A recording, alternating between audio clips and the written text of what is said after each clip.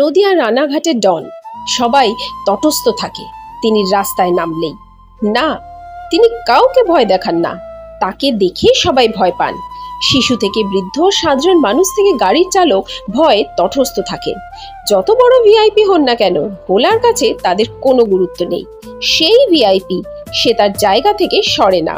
রানাঘাটের ডন ভোলা বলে কথা।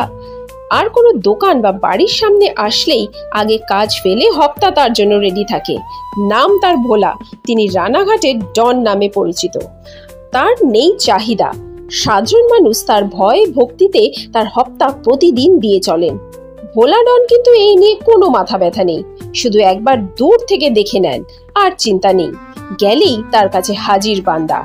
তবে হপ্তা সেটা অর্থ নয়, খাবার। এতক্ষণ যাকে নিয়ে আলোচনা, তিনি মহাদেবের বাহন ভোলা ডন। তার তৈলাক্ত চেহারা, হৃষ্টপুষ্ট শরীর, মাথার দুটি ছোচলো শিং, যা দেখতে ভয়ানক। তবে দুই একবার তার সামনে দুই একজন অতি উৎসাহিত হয়ে তার সামনে পড়ে তাকে জায়গা না দেওয়াতে দুই একজনের স্থান হয়েছিল রক্তাক্ত অবস্থায় হাসপাতালে। ভোলাকে দেখে ভয় পায় না এমন কেউ নেই, কিন্তু প্রতিদিন হপ্তা দেওয়া ব্যক্তিদের কিছু বলে না। ভোলাকে কোনো মহিলা যদি দেখেন, তারা কোন দিকে যাবেন, কোথায় যাবেন সেটা ভেবে পায় না। এইসব দেখে ভোলা ডন নির্বিকার। সে নিজের মতন কাঁধ উঁচু করে ধীরে ধীরে চলে রাস্তায়। শিবরাত্রি, চড়ক কিংবা দুর্গাপূজা, বাসন্তী পূজা হলে ভোলার বাড়তি আদর খাওয়ানোর জন্য লম্বা লাইন পড়ে, তাকে খাইয়ে ভক্তবৃন্দের আশীর্বাদ পাওয়ার জন্য।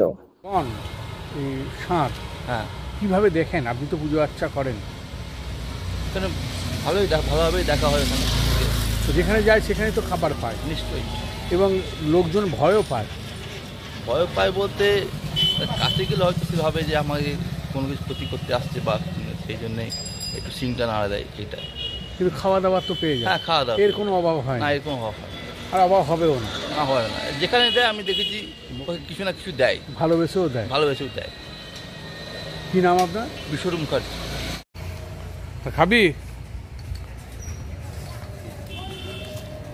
আর খাবি?